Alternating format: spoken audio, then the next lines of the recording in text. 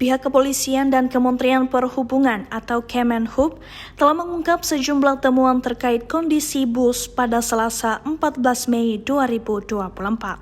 Setelah dilakukan penyelidikan intensif, Sadira supir bus yang membawa rombongan SMK Lingga Kencana kini resmi ditetapkan sebagai tersangka.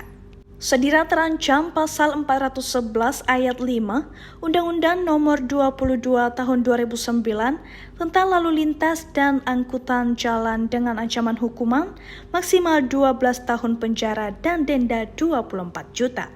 Dilansir dari kompas.com, ada 5 temuan polisi soal kondisi bus. Pertama merupakan bekas bus antar kota dalam provinsi.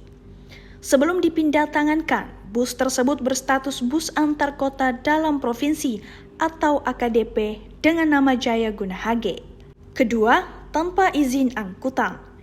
Direktur Jenderal Perhubungan Darat Kementerian Perhubungan, Hendro Sugiatno menyatakan, bus rombongan pelajar SMK Lingga Kencana Depok tidak memiliki izin angkutan. Ketiga, perubahan rangka bus. Ketua Komite Nasional Keselamatan Transportasi atau KNKT Serjanto mengungkapkan ada perubahan spesifikasi rangka bus menjadi lebih tinggi dengan model deck tinggi atau high decker. Keempat, rem bus blong. Kakor Lantas Polri Irjen Aan Suhanan menuturkan pihaknya tidak menemukan jejak rem dari bus pariwisata di TKP kecelakaan. Kelima, bus tua dan alami masalah mesin. Kepala Dinas Perhubungan Subang, Asep Setia Permana, menyatakan bus yang alami kecelakaan berusia tua, bahkan telah beroperasi sejak 2006. Selain usianya sudah tua, bus sempat mengalami masalah pada mesin saat mengangkat rombongan siswa SMK.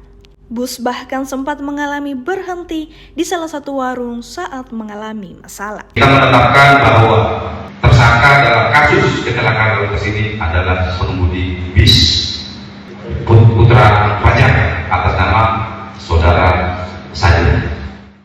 Selanjutnya, berdasarkan keterangan saksi,